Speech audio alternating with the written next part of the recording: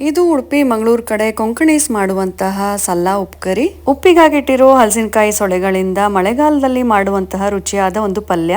ಸಲ್ಲ ಅಂದ್ರೆ ಹಲಸಿನಕಾಯಿಯ ಸೊಳೆ ಮತ್ತೆ ಉಪ್ಕರಿ ಅಂದ್ರೆ ಪಲ್ಯ. ಈ ರುಚಿಯಾದ ಪಲ್ಯ ಮಾಡ್ಕೊಳ್ಳೋದಕ್ಕೆ ಉಡುಪಿ ಮಂಗಳೂರು ಸ್ಟೋರ್ ಅಲ್ಲಿ ಸಿಗುವಂತಹ ಹಲಸಿನಕಾಯಿ ಸೊಳೆಯನ್ನ ತಗೊಂಡಿದೀನಿ. ಇದನ್ನ ಆಲ್ರೆಡಿ ಉಪ್ಪಿಗೆ ಹಾಕಿ ಇಟ್ಟಿರ್ತಾರೆ. ಹಣ್ಣಾಗದೆ ಇರುವಂತಹ ಹಲಸಿನ ಸೊಳೆಯನ್ನ ನೀವು ಉಪ್ಪಿಗೆ ಹಾಕಿಟ್ರೆ ವರ್ಷವಿಡೀ ಮಾಡ್ಕೋಬಹುದು. ಉಪ್ಪು ನೀರಲ್ಲಿ ಹಾಕಿಟ್ಟಿರುವಂತಹ ಹಲಸಿನ ಸೊಳೆಯನ್ನ ಚೆನ್ನಾಗಿ ಒಂದ್ಸಲ ತೊಳ್ಕೊಂಡು ಮತ್ತೆ ನೀರ್ ಹಾಕಿ ಅರ್ಧ ಗಂಟೆ ಬಿಡಬೇಕು.